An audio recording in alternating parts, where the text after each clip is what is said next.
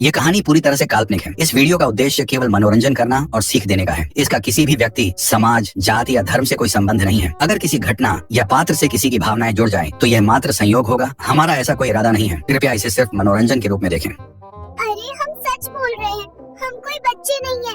ये मेरे पति है सोनू, और हमारा तो खुद का एक 25 साल का बेटा है। ये दोनों बच्चे पागल हो गए हैं। कोई इन्हें पागल खाने भेजो, नहीं तो ये हमें पागल कर देंगे। अरे गवार लोग, तुम समझते क्यों नहीं हो?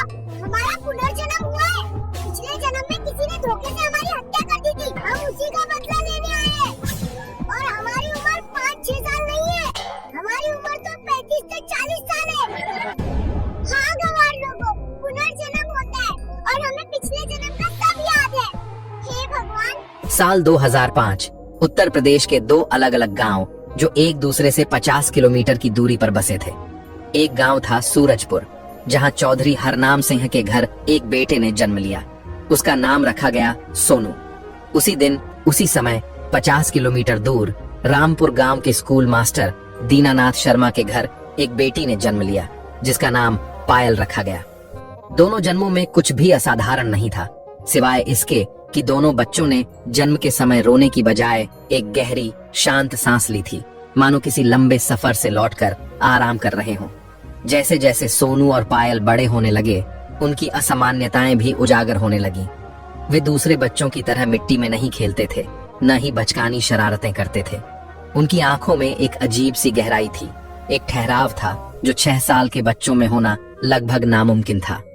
सोनू अक्सर अपने घर के आंगन में लगे पुराने नीम के पेड़ को घंटों तक तकता रहता और अपनी माँ से पूछता, माँ, हमारे खेत कहाँ हैं? वो झूला कहाँ है जिस पर राधा झूलती थी? उसकी माँ कमला उसकी इन बातों को बचपना समझकर टाल देती, पर मन ही मन घबराती भी थी। राधा कौन है, यह सवाल उसके मन में क्यों घूमता रहता है। वहीं दूसरी ओर रामपुर में पायल अपनी किताबों में खोई रहती, लेकिन कभी कभी अचानक वह अपनी माँ से पूछती, माँ, क्या हमारा एक बेटा भी था? मुझे उसकी बहुत याद आती है। वो स्कूल गया था और फिर अंधेरा हो गया। उसकी माँ सरला एक पढ़ी लिखी महिला थी, पर अपनी बेटी के इन सवालों का उसके पास कोई जवाब नहीं होता था। वह उसे बहलाने की कोशिश करती, लेकिन पायल की आंखों में तैरती उदासी उसे बेचैन कर देती थी। दोनों बच्चों को एक ही सपना बार बार आता था, एक खूबसूरत घर जिसके बाहर आम के पेड़ पर एक लकड़ी का झूला लटका है, खेतों में लहलहाती फसल, एक कुआं और एक यंग जोड़ा जो उस झूले पर बैठकर भविष्य के सपने देख रहा है। सपने में वे एक छोटे बच्चे को स्कूल भेजते हैं और फिर अचानक सब कुछ धुएं और आग की लपटों में बदल जाता है। दोनों बच्चे चीखते हुए नींद से जाग जाते, उनके शरीर पसीने से भीगे होते और दिल जोर जोर से धड़क रहा होता। उनके परिवार वाले बेहद परेशान थे। उन्होंने डॉक्टरों को दिखाया, पंडितों से झाड़ फूंक भी करवाई, लेकिन कोई फायदा नहीं हुआ। सोनू और पायल की बातें दिन ब दिन और भी अजीब होती जा रही थीं। वे उन लोगों के नाम लेते थे जिन्हें उनके गांव में कोई नहीं जानता था, उन जगहों का जिक्र करते थे जो उनके आसपास कहीं नहीं थीं। समय का पहिया घूमा और एक दिन पायल के पिता मास्टर दीनानाथ का तबादला सूरजपुर के पास वाले कस्बे के सरकारी स्कूल में हो गया। ये वही स्कूल था जहां सोनू पढ़ता था। परिवार ने अपना सामान बांधा और एक नई जिंदगी की उम्मीद के साथ रामपुर छोड़ दिया।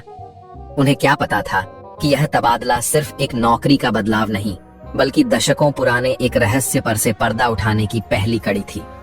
स्कूल का पहला दिन था। पायल अपने पिता का हाथ थामे सहमी सहमी सी स्कूल के गेट से अंदर दाखिल हुई। उसकी नजरें अनजान चेहरों के बीच किसी को ढूंढ रही थीं।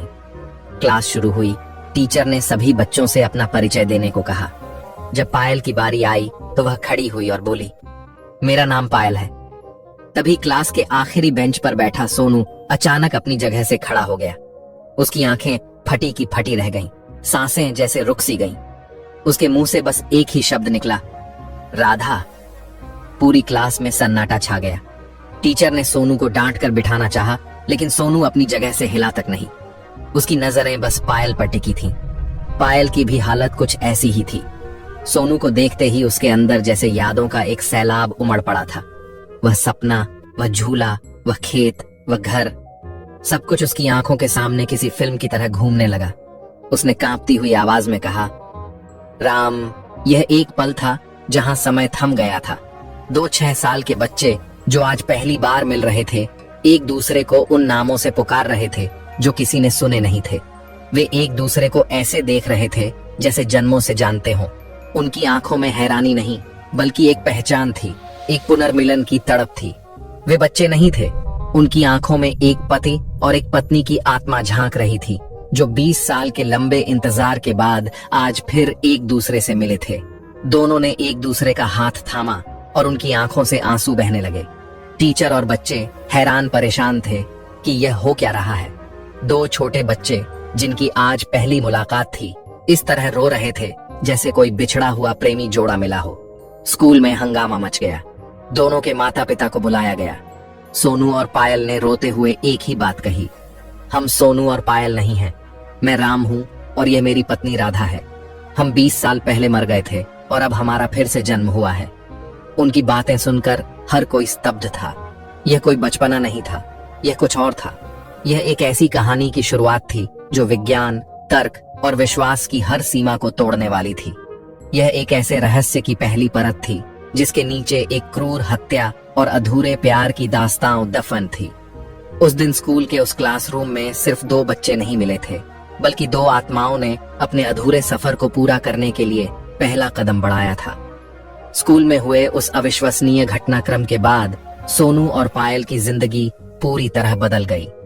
अब वे अपने माता पिता से कुछ छिपा नहीं रहे थे। उन्होंने अपने पिछले जन्म की कहानी सुनानी शुरू की और हर एक डिटेल इतनी सटीक और गहरी थी कि सुनने वालों के रोंगटे खड़े हो जाते। दोनों ने बताया कि पिछले जन्म में वे सूरजपुर से लगभग 30 किलोमीटर दूर केशवगढ़ नाम के गांव में रहते थे। सोनू यानी राम एक मेहनती किसान था और पायल यानी राधा उसकी पत्नी। उनका एक प्यारा सा घर था जिसके आंगन में आम के पेड़ पर एक झूला था जिसे राम ने अपने हाथों से राधा के लिए बनाया था। उनके पास 10 बीघा जमीन थी जिस पर वे मेहनत करके सोना उगाते थे। उन्होंने अपने गांव के लोगों के नाम भी बताए, सरपंच दीनदयाल, गांव का हकीम रहमत चाचा, और यहाँ तक कि उस पंडित का नाम भी बताया जिसने उनके फेरे करवाए थे, पंडित भोलाराम। उन्होंने बताया कि उनकी शादी कैसे हुई थी। राधा के मायके वाले इस रिश्ते के लिए राजी नहीं थे और कैसे राम ने मेहनत करके खुद को साबित किया था। वे अपनी जिंदगी के छोटे छोटे पल ऐसे सुनाते जैसे कल की ही बात हो। सोनू पायल से कहता, तुम्हें याद है राधा, जब तुम पहली बार रसोई में हलवा बना रही थी और तुमने नमक डाल दिया था। यह सुनकर पायल हंस पड़ती और कहती, और तुम्हें याद है राम, कैसे तुम बारिश में मेरे लिए शहर से जलेबियां लेकर आए थे और रास्ते में फिसल कर गिर गए थे। उनके माता पिता के लिए यह सब किसी पहेली से कम नहीं था।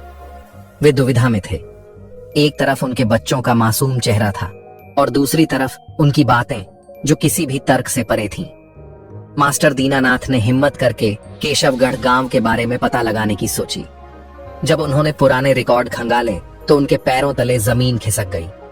केशवगढ़ नाम का गांव सच में मौजूद था और 20 साल पहले वहां राम और राधा नाम का एक दंपति रहता भी था, जिनकी एक रहस्यमयी आग दुर्घटना में मौत हो गई थी। ये खबर जंगल की आग की तरह फैल गई।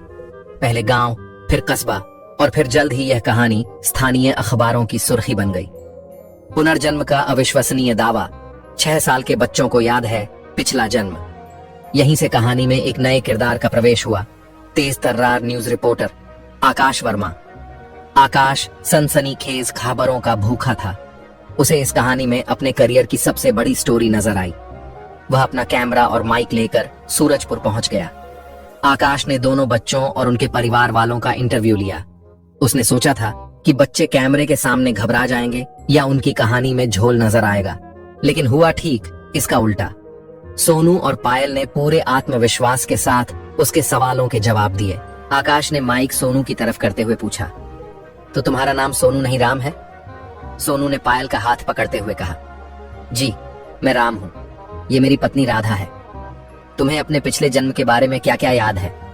पायल बोली, सब कुछ।